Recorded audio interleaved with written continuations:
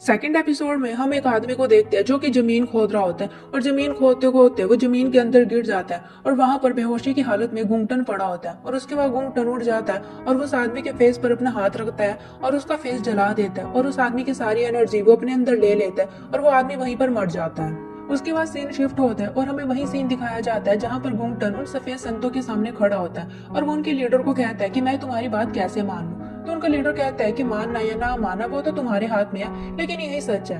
और वो गुंगटन को कहता है कि मुझे तुम्हारे ऊपर भरोसा है, इसलिए मैं तुम्हें एक और मौका दे रहा हूँ। तो गुंगटन कहता है कि मुझे नहीं पता कि आखिर तुम करना क्या चाहते हो, लेकिन मैं तुम्हारी मदद बिल्कुल भी नहीं करूंगा।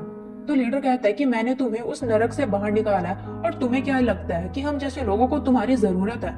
और उसके बाद वो गुंगटन का हाथ काट देता है और उसके ब्लड को एक कटोरी में भर लेता है। उसके बाद वो गुंगटन को कहता है कि जोंग ल्योंग को तो तुम अच्छी तरह से जानते ही होंगे और जोंग ल्योंग उसी पुजारी का नाम होता है जिसे कि हमने पिछले एपिसोड में देखा था। तो गुंगटन कहता है कि तुम उसे कैसे जानते हो। तो वो लीडर कहता है कि वो हमारे लिए काम करता था और मैंने उसके माइंड को कंट्रोल कर लिया था ताकि वो लस्ट डेमॉन्स को मारने के लिए स्लेयर्स बना सके जो कि मॉन्स्टर्स को मारते हैं। और वो गुंगटन को कहता है कि मेरा इरादा तो वोंजियों को मारने का था, लेकिन तुम्हारी और वान की वजह से मेरी सारी प्लानिंग फेल हो गई।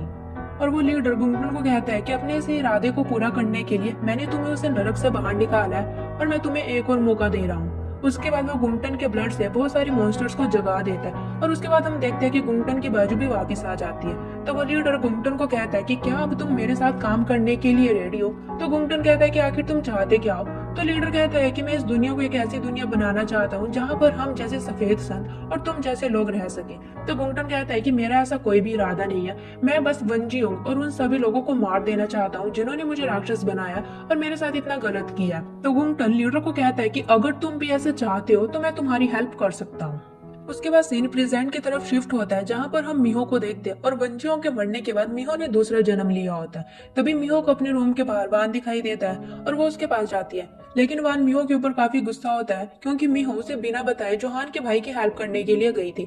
और वो मिहो को कहता है कि मैंने तुमसे कहा था कि फालतू के काम मत करना। तो मिहो कहती है कि वो जोंग एक ऐसी लड़की थी जो सब कुछ ठीक करती थी, इसलिए मैंने सोचा कि शायद मैं जोहान के भाई को ठीक कर सकती हूँ। तभी वो वहाँ पर वान का चाकू देखती है और वो उसे उठाने लगती है, लेकिन वो चाकू काफी गर्म होता है जिससे कि मिहो का हाथ जल जाता है। तो वान उसे कहता है कि क्या तुम पागल हो गई हो। और वो उसे कहता है कि मुझे लगता है कि एक मॉन्स्टर के आसपास रहने के कारण तुम्हारा डर खत्म हो गया, मतलब कि वो अपनी बात कर रहा होता है। और वान उसे कहता है कि तुम्हें क्या लगता है कि एक मॉन्स्टर के साथ दोस्ती करना सही होगा। तो मिहो कहती है कि क्यों नहीं। उसके बाद वो वान को कहती है कि चलो फिर हम दोनों दोस्त बन जाते हैं।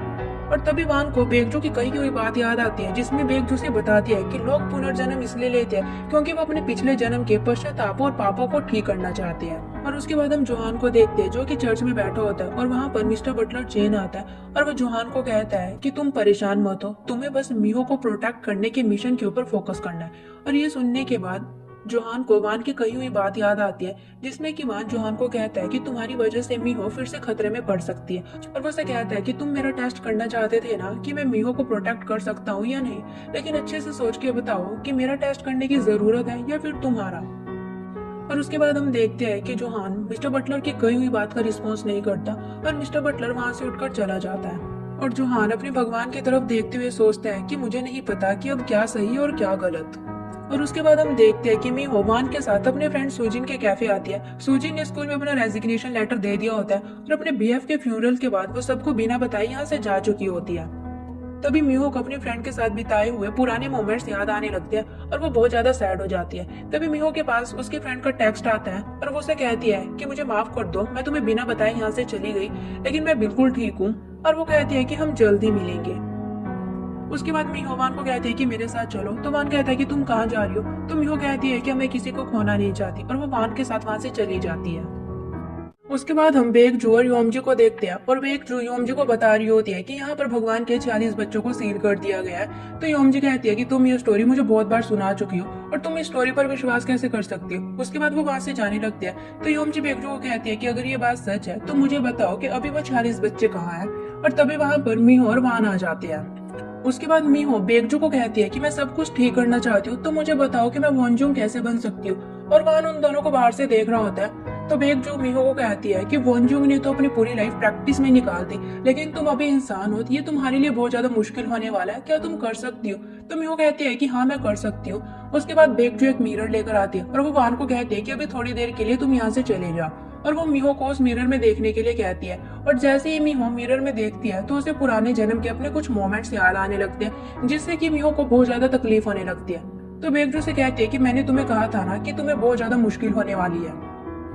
उसके बाद मीहो वहां से जाने लगती है। तभी वान मीहो की कंडीशन को देखकर बेगजू के पास जाता है और वो उससे पूछता है कि क्या हुआ। तो बेगजू से कहती है कि तुम इतना परेशान क्यों हो रहे हो, अभी तो बस शुरुआत है। तो वान कहते हैं कि मैं परेशान नहीं हो रहा हूँ, मैं तो बस पूछ रहा हूँ। तो बेगजू कहती है कि बहाने बनाना बंद करो, मुझे पता है कि तुम्हें मीहो की बहुत ज्यादा परवाह है। उसके बाद हम मीहो को गाड़ी में बैठा हुआ देखते हैं और वहाँ पर ली सुरियोन और योमजी आते हैं। ली सुरियोन मीहो को एक स्कार्फ गिफ्ट करती है और वो कहती है कि तुमने मेरे लिए बहुत कुछ किया है, जिसकी वजह से मैं बहुत ज्यादा बेहतर महसूस कर रही हूँ। तो मीहो उसके स्कार्फ को गले में डालकर कहती है कि ये सुनकर मुझे काफी अच्छा लगा और वो ली सुरियोन को थैंक यू कहती है। उसके बाद मीहो गाड़ी में वान से पूछती है कि अगर मेरी याददाश्त वापस आ गई तो क्या मैं वॉन्जोंग बन जाऊंगी या फिर मैं मीहो ही रहूंगी। और वो कहती है कि मुझे बहुत ज्यादा बेचैनी महसूस हो रही है। तो वान कहता है कि तुम तो इस टाइप की नहीं थी कि ऐसी बातें सोचकर चिंता करने लगो। तो मीहो कहती है कि ठीक है, मैं चिंता नहीं करूंगी। उसके बाद हम मीहो और मिस्टर बटलर को देखते हैं। मीहो मिस्टर बटलर से पूछती है कि आप मुझे शूटिंग के लिए क्यों लेकर जा रही हो। तो मिस्टर बटलर कहता है कि इन दिनों तुम काफी स्ट्रेस लग रही हो, तो शूटिंग से अच्छा आइडिया कोई नहीं है तुम्हारा स्ट्रेस कम करने के लिए। उसके बाद वो मिस्टर बटलर के साथ शूटिंग की प्रैक्टिस करने लगते हैं। तो मिस्टर बटलर कहता है कि तुम आज भी शूटिंग में बहुत ज्यादा अच्छी हो। तो मीहो कहती है कि ये सब कुछ मैंने आपसे ही तो सीखा है। उसके बाद मीहो मिस्टर बटलर को बताती है कि अब मैं कुछ दिनों के लिए बेगजू के साथ रहने के लिए जा रही हूँ।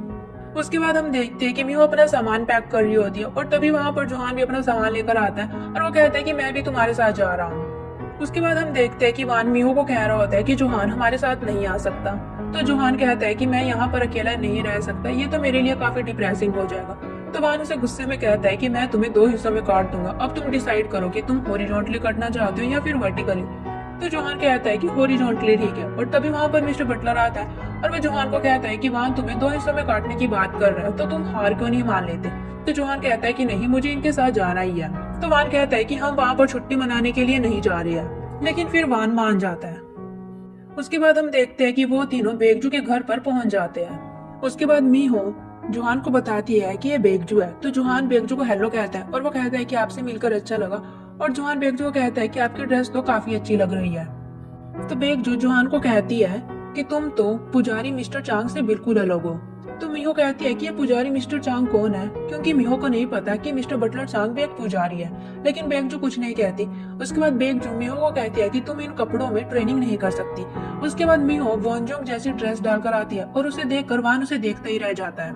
उसके बाद बेगजू मीहो को अपने साथ आने के लिए कहती है। तभी वान भी उनके साथ जाने लगता है, लेकिन बेगजू वान को कहती है कि तुम हमारे साथ नहीं आओगे।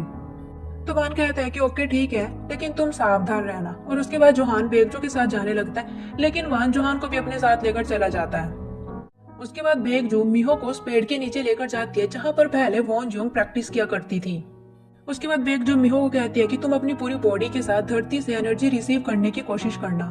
और उसके बाद मीहो नीचे बैठ जाती है।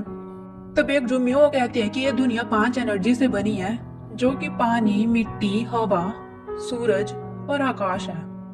और वो मीहो कहती है कि तुम इन सभी एनर्जीज को अपने माइंड के साथ कनेक्ट करने की कोशिश करना।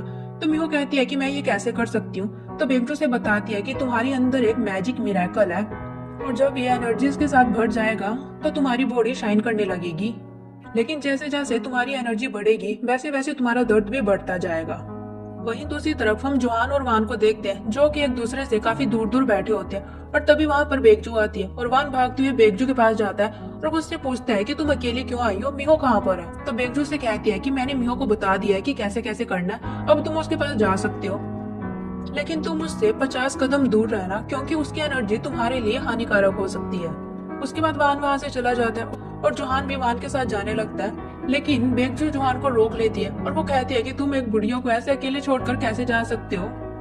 तो ये सुनकर जोहान कहता है कि ठीक है, मैं तुम्हारे साथ ही रुक जाता हूँ। उसके बाद हम देखते हैं कि मीहो प्रैक्टिस कर रही होती है, लेकिन उसे समझ नहीं आ रहा होता है कि क्या कैसे करना है और वान उसे दूर से खड़ा होकर देख रहा होता है।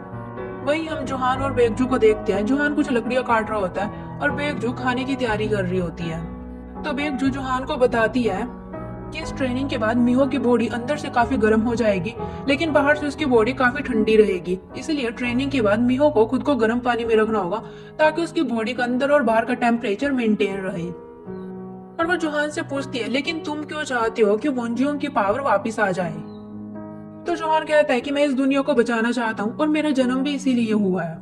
तो बेगजू कहती है कि अगर ऐसा है तो तुम अपना मन बना लो कि वंजियों की पावर वापस आने के बाद जो भी रिजल्ट रहेगा तुम्हें उसे एक्सेप्ट करना पड़ेगा। उसके बाद हम मिहो को देखते हैं जो कि काफी कोशिश कर रही होती है एनर्जी रिसीव करने के लिए, लेकिन उससे कुछ भी नहीं हो रहा होता। और तभी वान मिहो के पास जाता है तो मिहो उससे कहते हैं कि तुम कब आए, मैंने तो तुम्हें देखा ही नहीं। तो वान उससे पूछता है कि तुम ठीक तो हो, लेकिन मिहो काफी थकी हुई होती है और वो खड़े होते होते नीचे गिर जाती है। उसके बाद वो खुद को उठाने के लिए वान को अपना हाथ देती है, लेकिन वान कहता है कि इतना वीक मत बनो और खुद से उठ जाओ। उसके बाद वान वहां से जाने लगता है, लेकिन मिहो उसका हाथ पकड़ लेती है और मिहो वान को कहती है कि तुम ऐसी शक्लें क्यों बना रही हो, और वो उसका हाथ छोड़ देती है और कहती है कि तुम तो काफी चीप हो, मैं तो खुद से उठ जाऊंगी।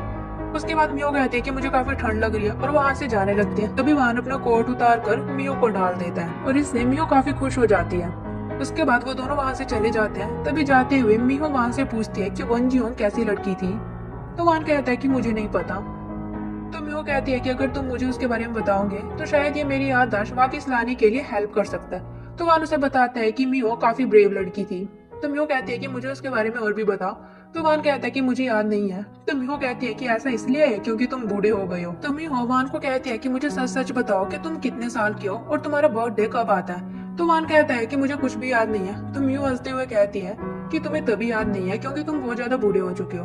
तो वान उसे बताता है कि मेरा पालन पोषण और जन्म ऐसे माता पिता द्वारा हुआ है जो मेरा बर्थडे मनाने का जोखिम उठाना ही नहीं चाहते थे, और जब वो मर गए उसके बाद मुझे राक्षस बना दिया गया। मुझे बस इतना ही याद है। ये सुनकर मियो काफी सैड हो जाती है और वो वहीं पर रुक जाती है।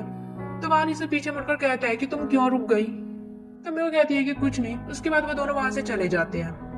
उसके बाद हम जोहान को देखते हैं जो कि मिहो के लिए पानी गर्म कर रहा होता है, और तभी वहां पर मिहो और वान आ जाते हैं। तो मिहो जोहान को कहती है कि तुमने अपनी ये क्या हालत बना रखी है। तो जोहान कहता है कि मैं तुम्हारे लिए नहाने का पानी गर्म कर रहा हूँ। और उसके बाद हम देखते हैं कि वो चारों डिनर कर रहे होते हैं। तभी मिहो बेगजू से पूछती है कि योमजी कहाँ है। तो बेगजू से बताती है कि योमजी कुछ दिनों के लिए अपनी फ्रेंड के साथ रह रही है। उसके बाद बेगजू ने कहती है कि जल्दी से खाना खाकर सो जाओ। उसके बाद हम देखते हैं कि सुबह हो जाती है और मिहो फिर से अपनी ट्रेनिंग के लिए चली जाती है और वो एनर्जी रिसीव करने की काफी प्रैक्टिस कर रही होती है, और वहीं वान उसे दूर से देख रहा होता है। तभी वहां पर बेगजू मिहो के लिए खाना लेकर आती है और वो देखती है कि मिहो बहुत ज्यादा थक जाती है, और वो मिहो को कहती है कि अगर तुम थक गई हो तो तुम एक दिन की छुट्टी ले सकती हो। तो मिहो कहती है कि नहीं, मैं बिल्कुल ठीक हूँ। और उसके बाद वान और बेगजू वापस घर आते हैं और तभी वहां पर योमजी आ जाती है। तो बेगजू योमजी को कहती है कि तुम इतनी जल्दी वापस घर क्यों आई। तो योमजी कहती है क्योंकि तुम अपना ख्याल अच्छे से नहीं रखती। और वो कहती है कि मैं तुम्हारे लिए खाना लेकर आई हूँ। जोहान ये देखकर बेगजू को कहता है कि तुमने योमजी की काफी अच्छी परवरिश की है। उसके बाद हम देखते हैं कि वो चारों बैठकर खाना खाने लगते हैं और तभी बेगजू और वान को कुछ एनर्जी फील होने लगती है। और वहीं दूसरी तरफ हम देखते हैं कि मिहो प्रैक्टिस कर रही होती है और तभी वहां पर गुंगटन आ जाता है, और गुंगटन को देखकर मिहो घबरा जाती है और इसी के साथ सेकंड एपिसोड खत्म हो जाता है।